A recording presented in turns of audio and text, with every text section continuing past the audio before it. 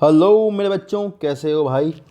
तो भैया लेकर के आए हैं नई वीडियो जो कि हमारा कोशिका की संरचना एवं उसके कार्य नामक चैप्टर से चल रहा है। उसमें हमारा अगला पार्ट है। हमारा आज की वीडियो में रहेगा रसधानी, वैक्यूल और माइटोकॉन्ड्रिया। आशा करता हूँ पहले की वीडियो आपने देखी होंगी, नहीं देखी हो तो आप पीछे जा करके प्लेलिस्ट में जा करके आराम से वीडियो देख सकते हैं। ट्वेल्थ क्लास भी हमने साथ में कंटिन्यू रखी है, ट्वेल्थ क्लास के टॉपिक वहाँ से कवर कर सकते हैं आप। और जो कॉन्सेप्चुअल वीडियो होंगी वो मैं बोर्ड पर आकर के भी पढ़ाऊंगा, वो आप बोर्ड में कॉन्सेप्ट वो एक प्लेलिस्ट होगी, वहाँ पर कॉन्सेप्ट लाइक प्लेलिस्ट होगी, उसको जाकर के देख सकते हैं। ठीक है ना। तो चलिए आज की वीडियो में ज़्यादा टाइम नहीं लगाते हुए शुरू करते हैं। छोटा सा टॉपिक है राजधानी, वैक्यूल, उसके बाद है माइटोकॉन्ड्रिया। अच्छे से समझेंगे एक एक चीज़। और भैया ध्यान रखना, नीट के लेवल तक पढ़ेंगे, नीट में जो आता है वही पढ़ेंगे, इधर उधर उल्टा सीधा कुछ नहीं पढ़ेंगे फालतू का, जो जैसे कि आपको लोग बताते हैं। और आपको जो दूसरे यूट्यूब चैनल्स हैं ना, उनका काम है कि भैया वो आपको कुछ पहले दिखाएंगे थोड़ा सा, और फिर आपको वहाँ बुलाएंगे अपने चैनल पर, फिर आपको कुछ सामान नहीं देंगे। ठीक है ना। ना आपके कमेंट का रिप्लाई करेंगे और कुछ देंगे नहीं, मतलब उनका बहकाने का सिलसिला होता है। वो आपको अपनी कंपनी से जोड़ेंगे, फिर वहाँ पैसे कमाएंगे, भले ही वो 100 रुपये, 500 रुपये, 200 रुपये कुछ भी लें, वो भी बहुत होता है। ठीक है ना। तो कोई आपके लिए फ्री जैसा ऐसा काम करने नहीं आएगा। तो कोशिश कर रहा हूँ मैं अपने मन से, बहुत दिल से कोशिश कर रहा हूँ कि आपका सिलेक्शन हो। तो आपका पढ़ के सिलेक्शन ज़रूर होगा, इसको तो कोई रोक ही नहीं सकता है। ठीक है ना। बाकी हम बैठे हैं, पूरा सपोर्ट करेंगे। ठीक है। तो चलिए शुरू करते हैं राजधानी वैक्यूल। तो भैया देखो, छोटा सा टॉपिक है, सवाल ज़्यादा नहीं आते हैं, इंपॉर्टेंस है कुछ सवाल, 2-3 सवाल इससे आ जाते हैं। यहाँ लिखा है कोशिका द्रव्य में झिल्ली द्वारा घिरी जगह को राजधानी कहते हैं। तो ये सवाल है, झिल्ली द्वारा। ध्यान रखना, कोशिका में राजधानी जो वैक्यूल जो होती है वह झिल्ली के द्वारा घिरी होती है, और उस झिल्ली को टोनोप्लास्ट कहते हैं। तो एक सवाल तो आपको ये ध्यान रखना है कि द कह रहा हूँ, द में इंग्लिश नहीं बोलनी है ना, द मेम्ब्रेन, फिर से इंग्लिश बोल रहा हूँ, मतलब जो झिल्ली होती है आपकी वो टोनोप्लास्ट होती है, जो कि आपकी किसकी झिल्ली होती है, रसधानी की झिल्ली होती है, उसको अपने टोनोप्लास्ट कहते हैं। फिर लिखा है इनमें पानी, रस, उत्सर्जित पदार्थ, अन्य उत्पाद जो कोशिका के लिए उपयोगी नहीं हैं वो भी मिलते हैं। देखिए, अगर आपकी ये पादप की कोशिका की झिल्ली है बाबू, तो बेटा इसके अंदर ना आपको कई सारी चीज़ें मिल जाएंगी। इसके अंदर आपको विशेष प्रकार के कोई आयन्स मिल सकते हैं, मिनरल आयन, ये सब मिलेगा। कुछ पिगमेंट जो होते हैं, जो कलर प्रोवाइड कराते हैं, वो वाले पिगमेंट इसके अंदर आपको मिल जाएंगे। उत्सर्जित पदार्थ जो वेस्ट मटेरियल होता है वो मिल जाता है। जंतु कोशिका में यह रिक्तिका, यह झिल्ली, यह रसधानी छोटी छोटी होती हैं। यहाँ ये बहुत ज़्यादा, मतलब ये समझिए लिखा है कि 90% तक आपकी कोशिका का एरिया घेर लेती हैं। ठीक है ना। इसमें लिखा है रसदानी एक झिल्ली से आवृत होती है, एकल झिल्ली, ये इंपॉर्टेंट है। लाइसोसोम भी आपका एकल झिल्ली से घिरा होता है। आपकी वैक्यूल भी आपकी किससे घिरी होती है, एकल झिल्ली से घिरी होती है। और यह पादप कोशिकाओं में 90% तक एरिया को घेर लेगी। फिर लिखा है, बहुत इंपॉर्टेंट लाइन लिखी है भाई, पौधों में बहुत से आयन व दूसरे पदार्थ सांद्रता प्रवणता के विपरीत टोनोप्लास्ट है। ये गलत लिखा है इन्होंने, टफेनोप्लास्ट कुछ नहीं होता, ये टोनोप्लास्ट ही है। आप इसको सही कर लेना यहाँ पे अपने बुक में, टोनोप्लास्ट। ठीक है। ये से होकर रसदानी में अभिगमित होते हैं। अब इतना कठिन लिखा है इन्होंने, सांद्रता प्रवणता के विपरीत, बस यही सवाल है, ये आएगा नीट में ना। देखो इसका मतलब क्या है।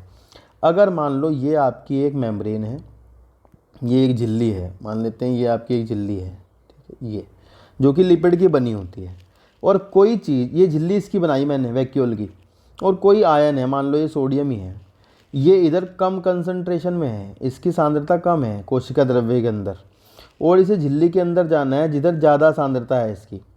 तो बाबू किसी चीज़ को अगर कम सांद्रता से ज़्यादा की तरफ जाना होता है ना, तो हम ये बोलते हैं कि वो सांद्रता प्रवणता के विपरीत जा रहा है। अगर कोई कम से ज़्यादा की तरफ जाता है तो वो सांद्रता प्रवणता के विपरीत जाता है। और इस तरह से जो सांद्रता प्रवणता के विपरीत जाना होता है, इसके लिए मेम्ब्रेन में कुछ प्रोटीन होती है, उन्हें पंप कहते हैं, पीछे हमने पढ़ा था। और ये एक्टिव ट्रांसपोर्ट है। कैसा ट्रांसपोर्ट है, एक्टिव ट्रांसपोर्ट। भाई मेरे एक्टिव ट्रांसपोर्ट में एनर्जी लगती है। और इसका मतलब वैक्यूल की मेम्ब्रेन में बहुत सारे पंप मिलते हैं। पंप का काम होता है कि वो कुछ पदार्थों को जो कोशिका द्रव्य में ज़्यादा मात्रा में नहीं होते, कम मात्रा में पाए जाते हैं, उनको उठा उठा करके वो डाल देता है रिक्तिका के अंदर या वैक्यूल के अंदर डाल देता है। ठीक है ना। तो ये इसलिए इतना कठिन लिखा है। यहाँ से फिर ये पता है क्या पूछते हैं, यहाँ से पूछते हैं कि भाई बताओ जो टोनोप्लास्ट होती है उसके अंदर कैसी, टोनोप्लास्ट के अंदर आपके कैसे वो होते हैं, पंप होते हैं क्या, ऐसे लिखते हैं टोनोप्लास्ट के अंदर पंप पाए जाते हैं एक्टिव ट्रांसपोर्ट के लिए। तो भाई बिल्कुल आपको उस स्टेटमेंट को सही करके आना होता है पेपर में। ठीक है जी। चलिए, यहाँ लिखा है इस कारण से इनकी सांद्रता रसधानी में कोशिका द्रव्य से काफ़ी अधिक हो जाती है। तो बिल्कुल सही बात है, जब उसको विपरीत भेजा जाएगा तो रसधानी के अंदर ज़्यादा ही हो जाएगी। ठीक है, आगे चलते हैं। आगे यहाँ लिखा है अमीबा में संकुचनशील रसधानी। ये शब्द लिखा है भैया, पहले तो हम जान लेंगे क्या है। इसे इंग्लिश में कहते हैं कॉन्ट्रैक्टाइल वैक्यूल। क्या कहते हैं?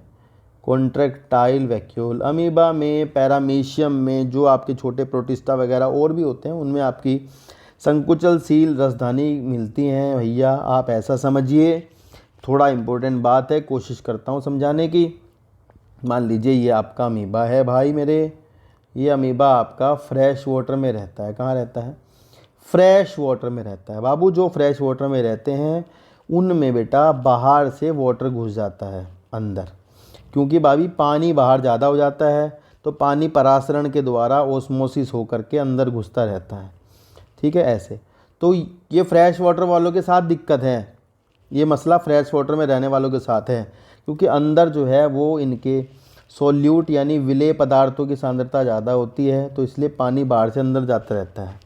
तो यहाँ पर अंदर कुछ कॉन्ट्रैक्टाइल वैक्यूल मिलती हैं, वो एक्स्ट्रा वाटर जो होता है ना उसको उठा उठा के अंदर से बाहर फेंकती रहती हैं। और भी इनके काम है, पर ये भी इसका एक काम है, आप ध्यान रखना, ये इंपॉर्टेंट काम है। फ्रेश वाटर वालों में मिलती हैं, अंदर जो बाहर से फालतू पानी घुसता रहता है या और भी चीज़ें जो वेस्ट वगैरह इनको बाहर फेंकना होता है, उसको ये कॉन्ट्रैक्टाइल वैक्यूल की मदद से बाहर फेंकते रहते हैं। ये ध्यान रखना। आगे चलते हैं। लिखा है बहुत सारी कोशिकाओं जैसे आद्य जीव में खाद्य सामग्री या खाद्य रसधानी का निर्माण खाद्य पदार्थों को निगलने के लिए होता है। भैया ऐसा है, ये फिर से वही माइटोकॉन्ड्रिया की बात इसकी कर रहे हैं, अमीबा की बात। आपने देखा था कि भाई मान लो ये अमीबा है, ये लाइसोसोम में मैंने जैसे बताया था ना आपको, लाइसोसोम का फंक्शन वैसा ही है। तो मान लो इसको कुछ खाना है ना, तो इसकी जो मेम्ब्रेन होती है वो अंदर की तरफ इस तरह से मुड़ेगी और जो कुछ भी कण होगा, पार्टिकल होगा, उसको अंदर ले लेगी और एक संरचना बनाती है इस तरह की। इस संरचना को मैंने आपको कहा था, इसको कहते हैं फैगोसोम। और ये फैगोसोम ही खाद्य रिक्तिका है, खाद्य रसधानी है। फिर मैंने कहा था ये लाइसोसोम से जाकर के मिल जाएगी और लाइसोसोम इस जो पदार्थ है बाहर से जो आया है इसका पाचन कर देगा। तो ये कह रहे हैं कि कुछ जो आद्य जीव होते हैं उनके अंदर आपको खाद्य रसधानी मिलती है। भैया खाद्य रसधानी को अंग्रेजी में कहा जाता है फूड वैक्यूल, ये ध्यान रखना। ठीक है, तो ये रिक्तिका के बारे में था। इसके बाहर रिक्तिका के बारे में कोई सवाल पूछे नहीं जाते हैं, बिल्कुल ज़्यादा नहीं पूछा जाता कुछ भी, यही आता है बस थोड़ा बहुत। नेक्स्ट जो इम्पोर्टेंट टॉपिक है वो है सूत्रकणिका, माइटोकॉन्ड्रिया। बढ़िया सवाल, बढ़िया टॉपिक है, बढ़िया पेपर में आता है, ध्यान रखना। इसके ज़्यादा कार्य, माइटोकॉन्ड्रिया के क्या कार्य होते हैं, माइटोकॉन्ड्रिया के क्या फंक्शन होते हैं, ये चीज़ें जो हैं ये हम कहाँ पढ़ेंगे? रेस्पायरेशन, श्वसन नाम का जो चैप्टर आपका वहाँ है प्लांट फिजियोलॉजी में, वहाँ पर जा कर के इसको हम पढ़ेंगे। 14 नंबर का 15 नंबर का चैप्टर है, उसमें पढ़ेंगे हम जा कर के। यहाँ हम ज़्यादा ध्यान जो देंगे माइटोकॉन्ड्रिया की संरचना पर देंगे। ठीक है ना। तो आराम से एक एक चीज़ को ध्यान से समझना, बहुत काम आने वाली है हर चीज़ आगे जा कर के। देखिए ऐसा है, पहले मैं समझा ही देता हूँ चीज़ों को ना, फिर हम आगे देख लेंगे। यहाँ जो यहाँ लिखते हैं, देखो ऐसा है भाई, माइटोकॉन्ड्रिया जो होता है आपका वो एक दोहरी कलाओं से घिरी हुई संरचना होती है। कुछ स्लीपर, कुछ ऐसा सा होता है जैसे जूता टाइप का, थोड़ा सा वैसी शक्ल रहती है। तो ऐसा रहता है, मान लो ये इसकी संरचना है, तो दोहरी कलाओं से घिरा हुआ होगा, डबल मेम्ब्रेन है। अब इसमें आपको ध्यान रखना है बाबू कि इसकी बाहर वाली मेम्ब्रेन तो कॉन्टीन्यूअस रहती है इसी तरह से, अंदर वाली जो बेटा मेम्ब्रेन है इसकी वो आपकी कुछ अंदर की तरफ मुड़ के इस तरह से उंगलियों के जैसे प्रवर्ध, उंगलियों के जैसे उभार कुछ बनाती है इस तरह से।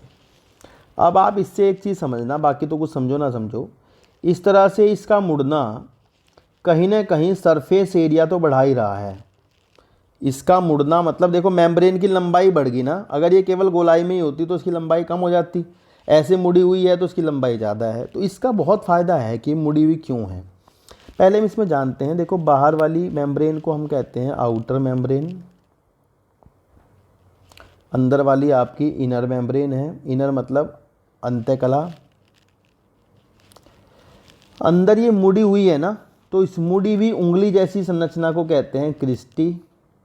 बाबू क्रिस्टी कुछ और नहीं, ऐसा नहीं क्रिस्टी पता नहीं क्या है, क्रिस्टी बस माइटोकॉन्ड्रिया की अंदर वाली मेम्ब्रेन है जो कि मुड़ी हुई है, इसके अलावा और क्रिस्टी कुछ नहीं है, इस बात का ध्यान रखना।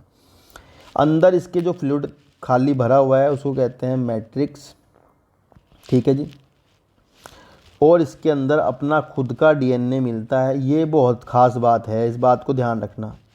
अपना खुद का डीएनए, डीएनए कैसा है भाई, इसका डबल स्टैंडर्ड है। डीएनए की संरचना पूरी पढ़ाऊंगा अगले चैप्टर में, बायोमोलिक्यूल में। डबल स्टैंडर्ड है। इसके अंदर खुद के राइबोसोम्स मिलते हैं। राइबोसोम इसके ऐसे होते हैं जैसे प्रोकैरियोट के होते हैं, बैक्टीरिया के होते हैं। 70S राइबोसोम होते हैं। ऐसा माना जाता है कि ये जो अंग हैं कोशिका के, माइटोकॉन्ड्रिया, क्लोरोप्लास्ट, ये ना बाहर से समुद्र में से, मतलब बाहर जब बने होंगे कभी शुरुआत में, तो ये बाहर से अंदर घुसे हैं। ये बाहर से अंदर घुसे हैं सेल के अंदर, मतलब ये कह रहे हैं कि यूकैरियोटिक सेल में बाहर से बैक्टीरिया जैसे कोई आद्य जीव, बैक्टीरिया जैसे कोई जीव, देखो इनमें अपना डीएनए भी है डबल स्टैंडर्ड, और वो भी कैसा, सर्कुलर गोलीय डीएनए है। डीएनए भी है, राइबोसोम भी है, तो ऐसा तो बैक्टीरिया में होता है ना भाई।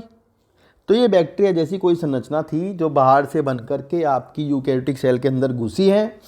तो ये बोलते हैं कि ये एंडोसिम्बायोंट हैं, है ना, अंतः सहजीवी, एक कोशिका के अंदर पाए जाने वाले दूसरे जीव, ये मानते हैं ऐसा। दे आर एंडोसिम्बायोंट, अंतः सहजीवी होते हैं। भैया क्या है, अंतः सहजीवी, ये आप ध्यान रखोगे, ठीक है। अब हम क्रिस्टी वाले मैटर पर थोड़ा जोर देंगे। क्रिस्टी क्या है, क्रिस्टी के अंदर क्या होता है, ये मुड़ी क्यों होती है, ऐसा क्या चक्कर है ये मुड़ गई है, इस पर हम थोड़ा सा ध्यान देंगे, ठीक है। दोनों मेम्ब्रेन के बीच में आपको, दोनों कलाओं के बीच में कुछ स्पेस दिखाई दे रहा होगा, ये एक जगह है, स्पेस है, यहाँ भी कुछ एक आधा एंजाइम मिल जाता है। ध्यान रखना, बाहर वाली मेम्ब्रेन में अपने एंजाइम होते हैं कुछ काम करने के लिए, अंदर वाली मेम्ब्रेन के अपने खुद के एंजाइम होते हैं कुछ काम करने के लिए। वो हम बताएंगे क्या काम करने के लिए, पूरी संरचना आगे जाकर बहुत अच्छे समझेंगे क्या क्या होता है, ठीक है। तो अभी के लिए आप ध्यान रखना, बाहर वाली कला अपना काम करती है कुछ, अंदर वाली अपना काम करती होती है, ये बात आप ध्यान रखोगे। अब हम देखेंगे क्रिस्टी। मान लो भैया ये क्रिस्टी को बाहर ले आते हैं, एक डब्बा बनाते हैं इसके ऊपर, पहले ये इतना पार्ट में ले आता हूँ बाहर, यहाँ इतना नहीं, ये इतना ले आता हूँ, ठीक है। ये तो इस हिस्से को बाहर ले आए, तो भैया ये ऐसा है, देखो पहले बनाता हूँ ये इनर मैप वाली, ये आपकी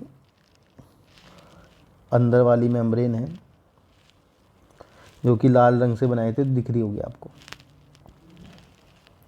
क्योंकि मेम्ब्रेन तो आपकी लिपिड की दोहरी परत होती है, ये आपको पता ही है ना। तो हर जगह जहाँ भी होगी वो ऐसी होगी, यहाँ भी लिपिड की दोहरी परत ही है। और बाहर वाली मेम्ब्रेन आपकी ये है जो मैंने पहले काले रंग से बनाई थी, यहाँ बना देते हैं ये, ठीक है जी।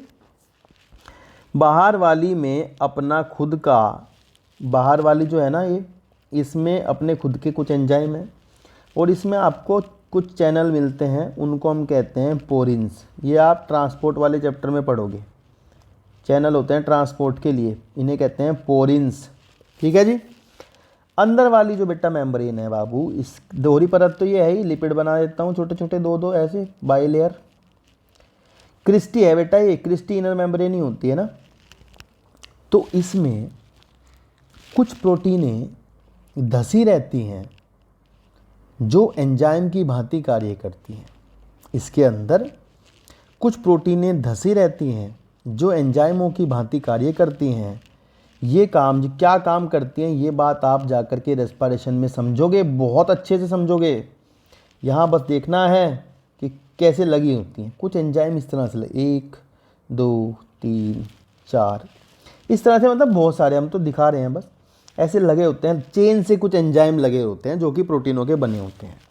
साथ ही में इसमें आपको लास्ट में कुछ ऐसी, जैसे रैकेट नहीं होता चिड़िया बल्ला खेलने वाला जो होता है, वो टेनिस वाला जो होता है, वैसा बैट लाइक होता है, जो ऐसी एक संरचना भी मिलती है जो कि कुछ इस तरह से पाई जाती है,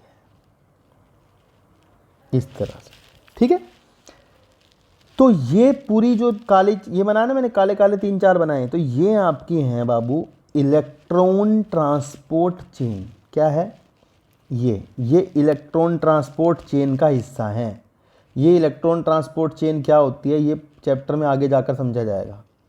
इलेक्ट्रॉन ट्रांसपोर्ट चेन, अभी क्या हो गया, अभी आपको ध्यान रखना है इलेक्ट्रॉन ट्रांसपोर्ट चेन कहाँ चलती है। आपका उत्तर होगा इलेक्ट्रॉन ट्रांसपोर्ट चेन माइटोकॉन्ड्रिया की अंदर वाली मेम्ब्रेन में चलती है।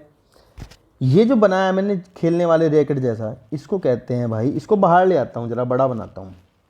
ये ऐसा है, ऐसी संरचना है ये। ठीक है, इसका एक आधार होता है, ये इसका बेस है, ये इसकी स्टॉक है, डंडी सी होती है छोटी सी। ऊपर आपको जो गुंडी नुमा दिखाई दे रहा है, इसको कहते हैं F1 पार्टिकल।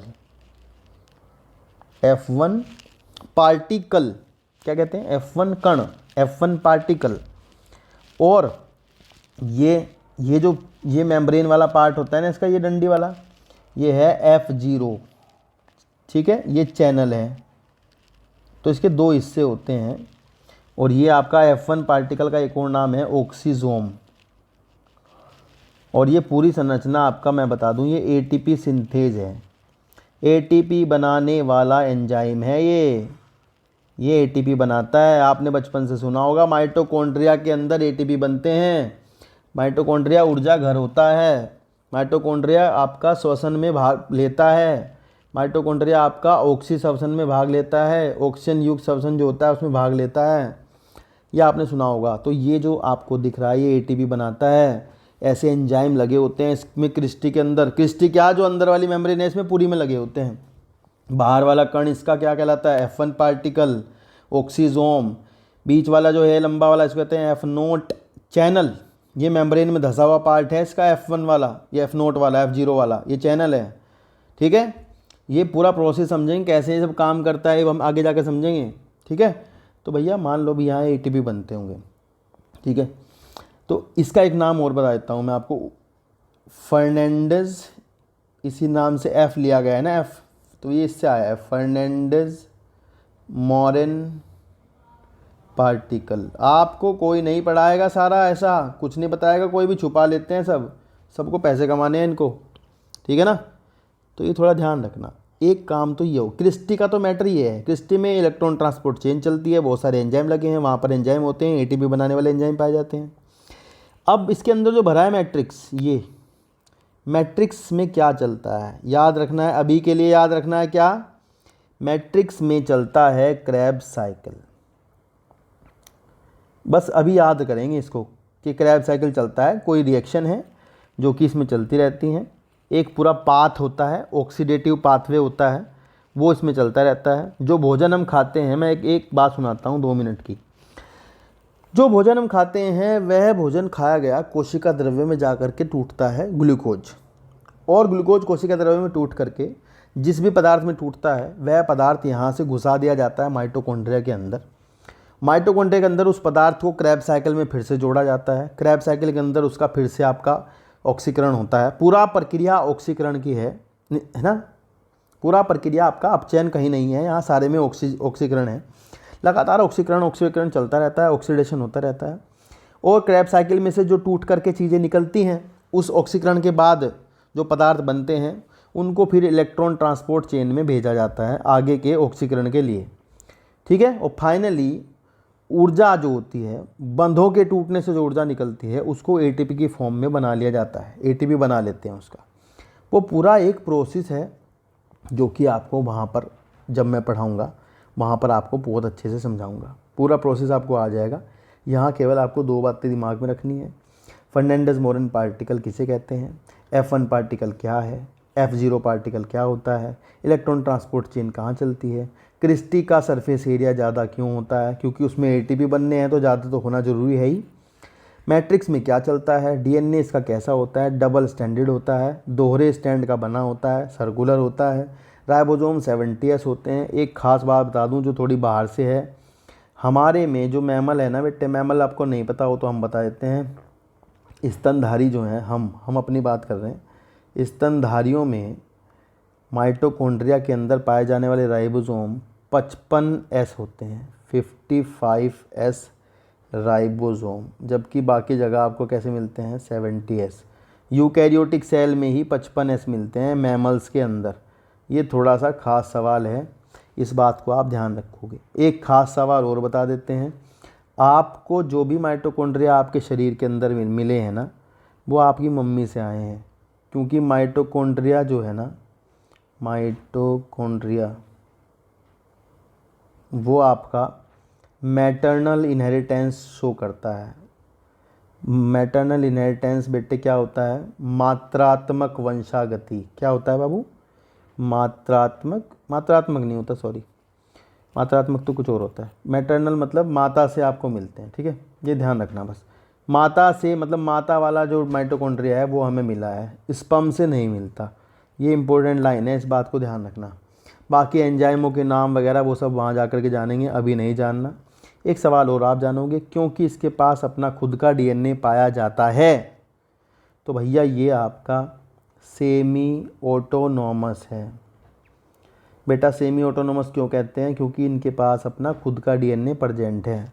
जिन ऑर्गेनेली के पास अपना खुद का DNA होता है उन्हें सेमी ऑटोनॉमस कहते हैं। सेमी ऑटोनॉमस मतलब स्वशासित, स्वशासित मतलब आधे स्वशासित, मतलब अपना कुछ प्रोटीन अपने आप बना लेते हैं, क्योंकि इनके पास राइबोसोम भी है, ठीक है, और ये अपना जनन भी कर लेते हैं, कोशिका के अंदर रहते हुए भी विभाजन करके ये अपना जनन कर लेते हैं। तो ये थोड़ा सा स्वशासित, आधा स्वशासित होते हैं, पूरी तरह से नहीं होते हैं, ठीक है। तो चलिए अब पढ़ते हैं आपकी किताब में भैया क्या दिया गया है। ध्यान से पहला सवाल मैं आपको एक और बता देता हूँ भाई, ऐसा है जो यहाँ नहीं बताया गया है, वो ये है कि माइटोकॉन्ड्रिया का जो डिस्कवरी है, जो नाम है, वो आपका बेंडा ने दिया था। बेंडा ने इसका नाम दिया था, ठीक है जी, और खोजा गया था कोलीकर के द्वारा। कोलीकर, ये 2 नाम याद रखोगे, खोजा तो गया था कोलीकर के द्वारा, और जो नाम दिया था वो दिया था सी बेंडा। किसने दिया था, सी बेंडा ने दिया था, ठीक है जी।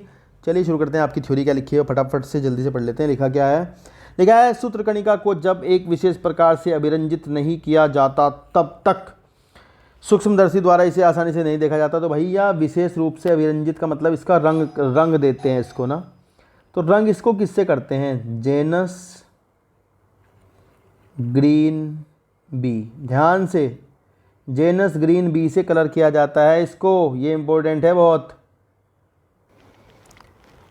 तो भाई ध्यान रखना, जेनस ग्रीन बी से रंगते हैं इसको, स्पेशली कलर किया जाता है, इस बात को इंपॉर्टेंट है, ध्यान दिमाग में रख लेना। लिखा है प्रत्येक कोशिका में सूत्रकणिका की संख्या भिन्न होती है, वो डिपेंड करता है, जैसे किडनी वगैरह में ज़्यादा जरूरत होती है ऊर्जा की तो वहाँ ज़्यादा होती है, लीवर में ज़्यादा होती हैं, जो बर्ड्स वगैरह होती है ना उनकी जो फ्लाइट मसल होती है वहाँ 5-5 लाख तक होते हैं इनकी संख्या बर्ड्स में। यह उसकी कार्यकी पर निर्भर करता है। ये आकृति आकार में भिन्न होते हैं, तस्तरी नुमा बेलनाकार आकृति के होते हैं, जो कि इतना 1.0 से 4.1 माइक्रोमीटर लंबा, 0.2 से 1 माइक्रोमीटर, औसतन 0.5 माइक्रोमीटर व्यास इसका होता है। ये साइज आप याद रखोगे, भूलना मत साइज, ठीक है। सूत्रकणिका एक दोहरी झिल्ली युक्त संरचना होती है, बहुत इंपॉर्टेंट लाइन है, दोहरी होती है।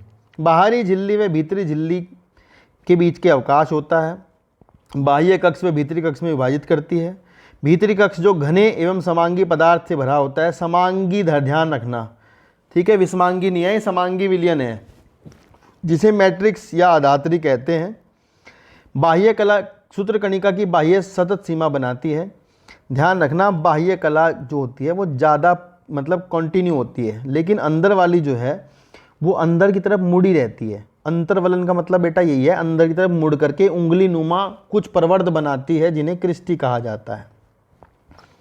क्रिस्टी से इसका क्षेत्रफल बढ़ता है। भाई देखो, क्षेत्रफल बढ़ेगा तो एटीपी बनाने वाले एंजाइम बढ़ेंगे और ईटीएस बढ़ेगी, चेन बढ़ेगी और एटीपी ज़्यादा बनेंगे। इसकी दोनों झिल्लियों में इनके संबंधित विशेष एंजाइम होते हैं। ये स्टेटमेंट नीट में आएगा, काट मत देना, इसे सही करके आना, ठीक है ना। ये नीट में आता है स्टेटमेंट, मार्क कर लो बहुत अच्छे से। जो सूत्रकणिका के कार्य से संबंधित है, सूत्रकणिका का वायवीय श्वसन से संबंध होता है। ये पूरा चैप्टर पढ़ाऊंगा, कैसे संबंध होता है, कैसे होता है, क्या होता है। इनमें कोशिकीय ऊर्जा एटीपी के रूप में उत्पादित होती है। इस कारण से सूत्रकणिका को कोशिका की शक्ति ग्रह कहते हैं। सूत्रकणिका के अधात्री में केवल एकल, बस यही इंपॉर्टेंट है, डीएनए अणु। ध्यान रखना, एक स्टैंड का बना हुआ नहीं है वो डबल स्टैंड का बना हुआ ही, पर वो गिनती में एक है यार, है ना। एक लिखा है तो एक ध्यान रखना, दो ना लगा देना और अपने मन से उसको सिंगल स्टैंडर्ड ना कर देना खुद से ही, वो डबल स्टैंडर्ड ही रहेगा, इस बात का ध्यान रखना। आगे लिखा है वे कुछ आरएनए, राइबोसोम 70S तथा प्रोटीन संश्लेषण के लिए आवश्यक घटक मिलते हैं। बिल्कुल, राइबोसोम 70S बता दिए। स्तनधारियों में कैसे होते हैं 55S। और ये खास बात है कि भाई ये आपके बाइनरी फिजन करते हैं। क्या करते हैं? बैक्टीरिया की तरह डिवाइड होते हैं। इसलिए तो मैंने कहा था आपको कि भाई ये बैक्टीरिया जैसे हैं, बाहर से घुसे अंदर, तो ये बाइनरी फिजन करके डिवाइड होते हैं, विखंडन द्वारा 1 से 2 विभाजित हो जाते हैं। नीचे इसका डायग्राम दिया गया है, वही बताया। बाहरी झिल्ली पारगम्य ज़्यादा होती है, भीतरी झिल्ली कम पारगम्य होती है। अंतर झिल्ली अवकाश, बीच का अवकाश। अधात्री मतलब मैट्रिक्स, क्रिस्टी मतलब क्रिस्टी, ठीक है ना। तो ये यहाँ हमारा ख़त्म हो जाता है माइटोकॉन्ड्रिया वाला टॉपिक। इसके बाद शुरू होगा हमारा प्लास्टिड लवक कितने प्रकार के होते हैं, लवकों का क्या कार्य है, ये इसके बाद पढ़ा जाएगा। तो भैया आशा करता हूँ आपको समझ में आया होगा बहुत अच्छे से। 1 2 3 4 बार वीडियो देखिए, कॉन्सेप्ट वाली वीडियो भी देखते रहना, वहाँ बोर्ड पर आकर के भी दोबारा से भी समझाऊंगा चीज़ों को, तो इसको भी लगातार देखते रहना। ये नीट तक खींच के ले जाएगी। नीट का कोई तरीका दूसरा नहीं है, एनसीईआरटी है। आप जो पढ़ रहे हैं वो आपको कोचिंग में बहुत ज़्यादा पैसे देकर पढ़ाया जाता है, तब भी नहीं बताते हैं इतनी बातें, उलझा देते हैं, आपको फंसा लेंगे वहीं पे ही। तो आप ध्यान रखना, भाई की बात को याद रखोगे अगर सपोर्ट करोगे थोड़ा थोड़ा सा तो मिलते हैं नेक्स्ट वीडियो में। आज के लिए इतना रहेगा। धन्यवाद बहुत बहुत। चैनल को कर देना सब्सक्राइब और लाइक शेयर सब कुछ कर देना यार। Thank you so much.